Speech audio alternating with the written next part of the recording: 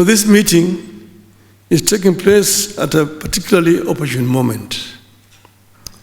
It is the first since the ODM and the UDA signed an MOU that not only preserved the nation, but also set out a broad agenda for the creation of a people-centered, proactive, inclusive, and pragmatic service delivery. The review also comes at a trying time for the country, emerging from those demanding better services and more say in government. The ferment is also driven by those who feel they have to be in power. Both categories are citizens of Kenya. They deserve a hearing.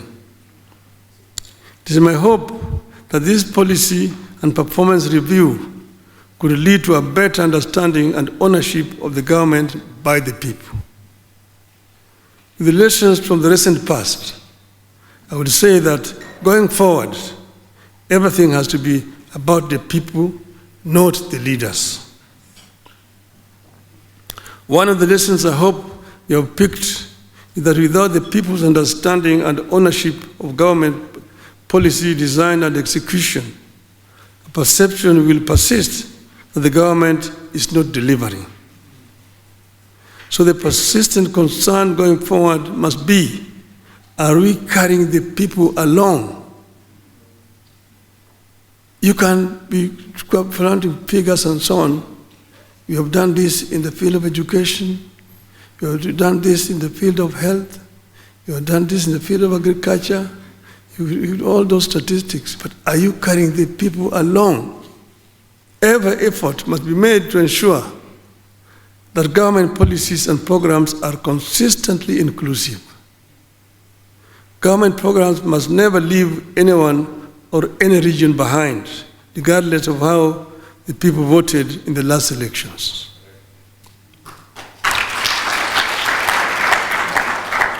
Pursuing inclusive development agenda is a strong basis for the people and stability of the nation. The persistent question all government officers must always ask is, might we be leaving any part of Kenya behind as we implement programs? It's a pleasure to join you at this third retreat and midterm review of National Executive. Needless to say, I was not at the first and second retreats.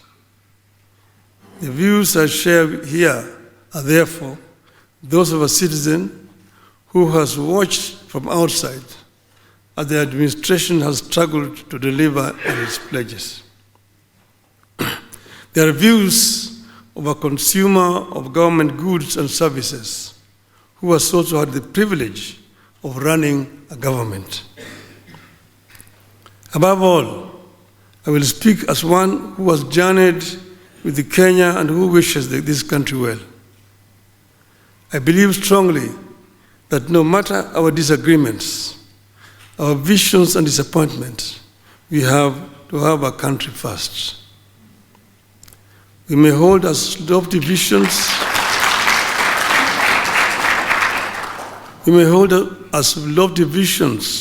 as we wish, but without a country to implement the ideas, they will remain mere wishes and deferred dreams. An imperfect nation making efforts to become a more perfect union is preferable to a nation that went under. To look at how we can sustain the already ongoing government delivery programs, but also being conscious that government and public administration is complex and requires a lot of relationships, both horizontally and vertically. Horizontally, the relationships among arms of government and levels of government, the national government, county government, but also at the national government level, the three arms of government. We must, as the executive, forge proper and constitutional relationships with the executive and the legislature.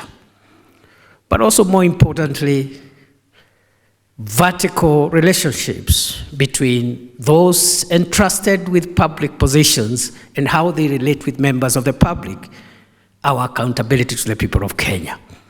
We are embarking on a process to reimagine the legacy structure of government. The structure inherited from the father of the nation hasn't changed much.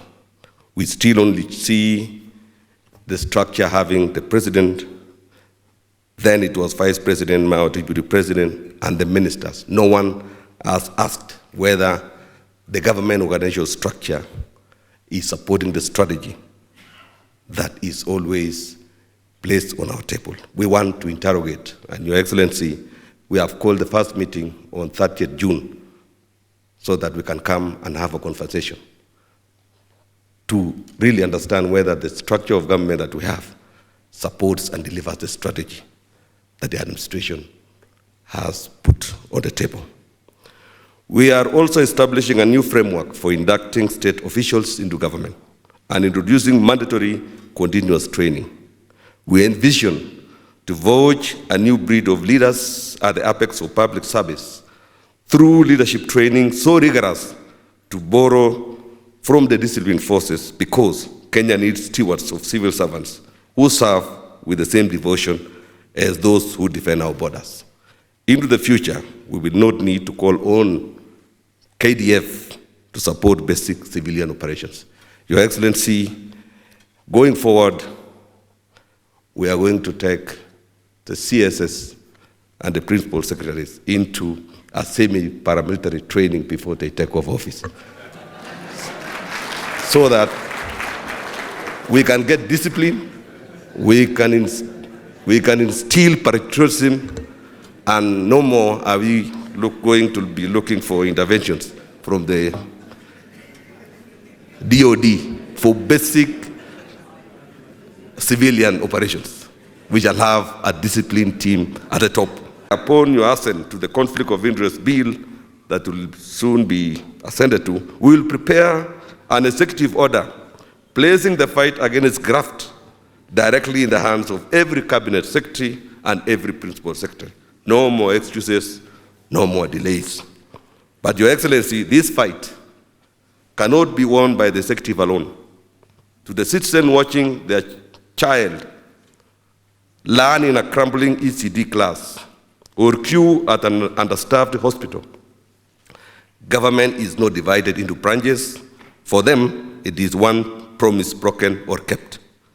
In that regard, we implore Your Excellency to engage these other levels and arms of government, as you guided yesterday, to entrench accountability and bring to an end the impunity that continues to simmer across our counties and equally in the other arms of government, and extend this reform to every county, every court, every corner where public trust is being eroded.